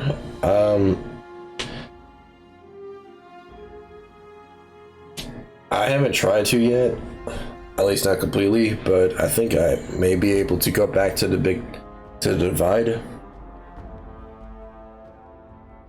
if I want to, but I see no reason to. So there's not much of a reason to come back. And besides that, though, Lonesome Road just doesn't have a whole lot of flaws with it, just because of how simple the add-on was designed. You're literally just following one line to Ulysses. You only have one companion with you most of the time, Eddie, which you can upgrade and make better, and find a bunch of dudes that use a variety of weapons and attacks. So, a lot of fun with Lonesome Road. And with Honest Hearts, I mean, it's not bad, but it's not terrible. I mean, it's not great either. if the white legs just did not heal themselves as quickly as they do in combat, they would be a lot more tolerable. I mean, I still think that the white legs, or any enemy for that matter, should not be able to heal themselves at all, but that's just my opinion. But if they're going to heal themselves, they shouldn't be able to heal themselves that quickly. Yes, I know that the Datura poisons that the player can use, as well as other poisons that they can craft to help with that, deal with that, but you would still have to, as the player, use a melee weapon or unarmed weapon. And if you're, say, doing an explosives build, an energy weapons build, or any other build that doesn't involve using melee weapons or unarmed weapons, then you're kind of boned in that respect. There's not really anything you can do to stop the white legs from healing themselves. They do an incredible amount of damage. And they usually travel in groups of 2 to 3 at least. So overall, just not fun to fight, and you do fight them a lot, very frequently throughout the entire add-on. And for some reason, even after the add-on ends. So, there's that. Otherwise, though, not too bad. Dead Money, it's the most controversial of all the add-ons, both in terms of design as well as just overall enjoyability. Or, rather, how much fun the player has with Dead Money. I mean, again, it's not like it's so bad that you shouldn't play it at all. But at the same time, though, it's got so many things going against the player for that matter, that not only makes the gameplay and Dead Money irritating to go through, it's also pretty slow. Again, the booby traps cause me, the player, to have to move slowly, even in locations where, such as the huge pockets of toxic cloud, should encourage me, the player, to move quickly. But at that point, I'd be risking myself getting blown up. So, it's just a dumb thing to have that many booby traps. It'd be different if there were just less booby traps than there currently are. If they're a lot more spaced out. If there are more clues as to where they are. Or if you could somehow avoid them altogether while still being able to run around throughout the Sierra Madre safely without needing dog to be around.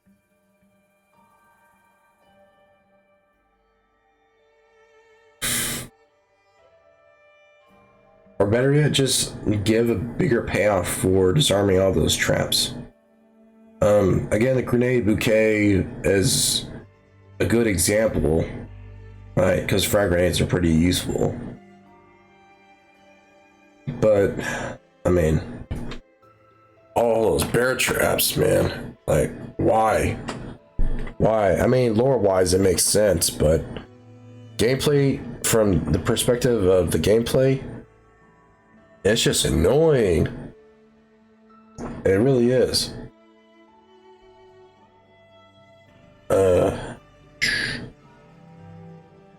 And the companions could have been more useful outside of the hazards within Dead Money.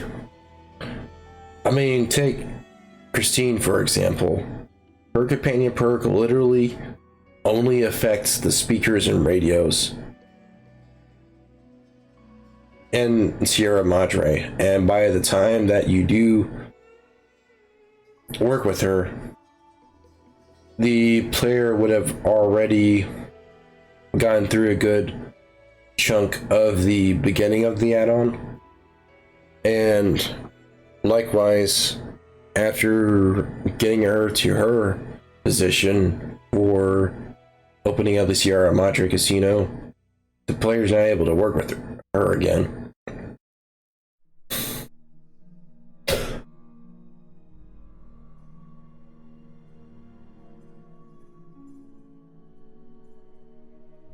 Yet still having to deal with a lot of speakers and radios. Even when the player gets into the vault of the casino, that's irritating. Now to constantly look up and around corners, and so on, trying to find speakers that half of them anyways you can't shoot down, and the other half you can't. You just have to run past them.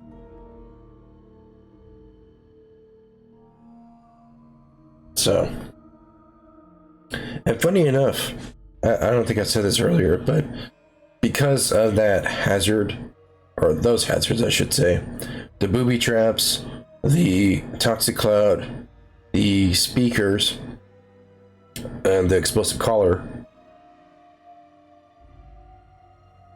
normally I don't save scum when I'm playing New Vegas, even on very hard difficulty. But Dead Money, I would have to check the VODs, but I'm pretty sure Dead Money forces me as a player to save scum a lot more frequently than any of the other add-ons. But I could be wrong. Maybe that's an exaggeration. And Dead Money's not difficult because of those hazards. It's just annoying to have to over analyze my surroundings and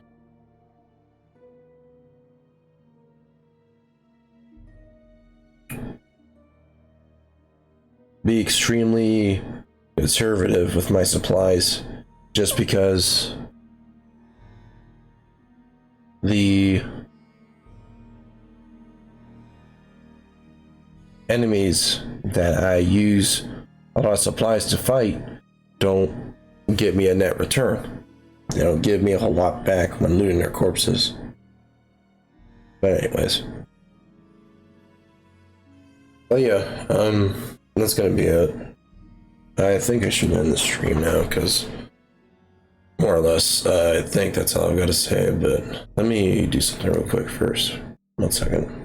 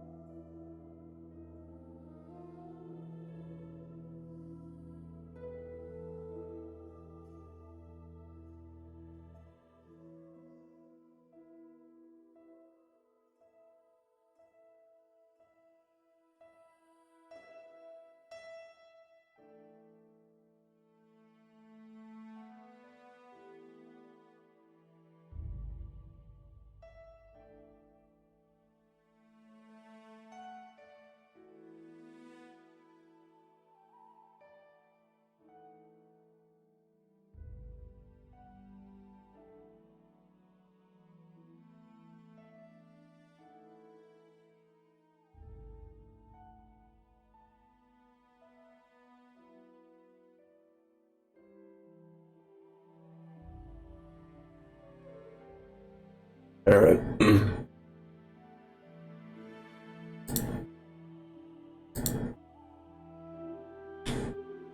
Yeah, I think that's gonna be it for the stream. I honestly did not expect it to last for 2 hours, but here we are. And I'm glad I was able to do this just because, one, I got to finally talk about dead money. Especially since I said I was going to do it all that time ago. A long time ago at this point. So now I don't feel guilty about not doing this anymore. But two, I get to actually analyze and compare all the add-ons now that I completed all of them at least once. So I can give a fair assessment for all of them.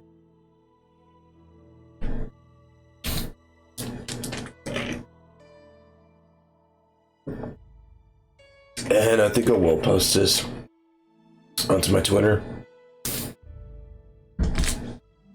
May not do that for Demon Art, but we'll see. And yeah, I'll continue playing New Vegas with this playthrough. Now that I've completed all the add-ons, all that's left now is just to complete any side quests and unmarked quests that I haven't completed. Get all the unique variants of weapons related to my current build.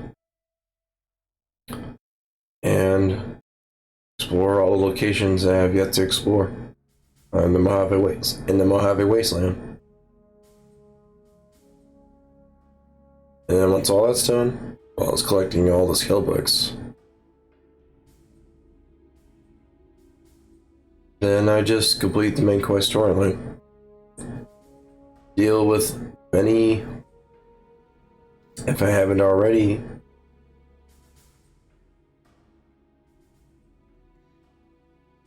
talk to Yes Man, work out who does and doesn't stay in the strip, and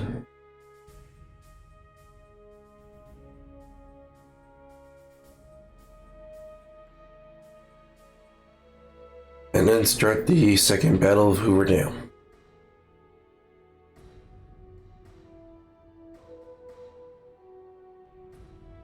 And then that's it. I'll win. Would have completely completed this playthrough and earn myself a